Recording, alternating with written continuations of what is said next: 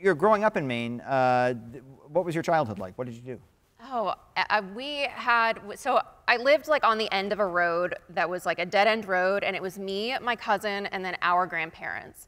So we basically had the run of the road. We did whatever we want. We would go into people's houses that were our neighbors. We would try to find mysteries. We would try to find ghosts.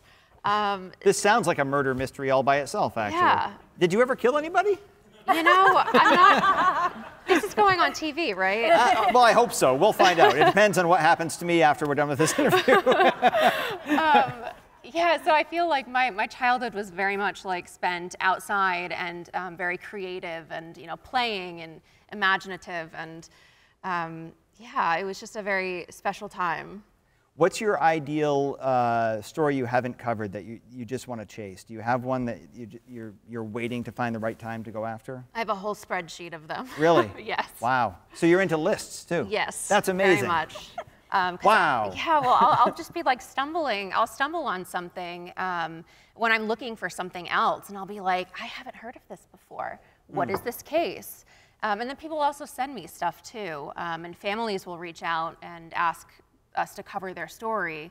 So I can't keep track of all of them in my head, so I just put them on a spreadsheet, and then the order kind of just, it depends. Like there's a lot of things happening at once, so there's more than one episode in the works. Like we probably have like 20 to 40 episodes plus that are in the works, which could cover the next year if we just did those ones. But you know, stuff will pop up, and it's just this like rotating list. Christy, are you into murder mystery as well? I do like murder mystery. This is fascinating. Yeah. I don't really know why. I just think like human psychology to me, and like, you know, getting in people's brains and why people do such things, and you know, all of that type of stuff is, it ain't right, but I'm fascinated by it. Yeah, exactly.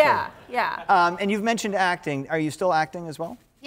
Yeah, absolutely. I'm actually doing a student film with some students from Husson. Oh, so, hey, all right, that's awesome. Yeah. That's fantastic. I think my favorite thing that I did was a feature film. It's called The Devil's Well, and it was shot in Connecticut. And we shot in like these underground tunnels. Like if you watch the movie, we didn't have to do anything to the set. It just was. And it's in these underground tunnels from World War II that basically if something happened, they could go underground. And they were miles long and dusty and cold and awful, but it was the perfect setting for a horror movie. That's incredible. And it was this indie movie. It was shoestring budget, and I had the best time.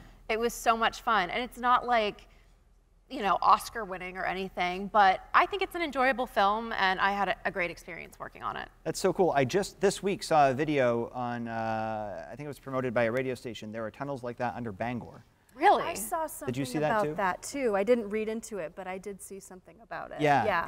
I've lived here my whole life. I had no idea this little system of tunnels existed underneath downtown Bangor. And I don't even know how to access it, and I'm not sure that I'd want to. Well, we need to find out. Yeah. Let's make a movie. Your next podcast. I am interested.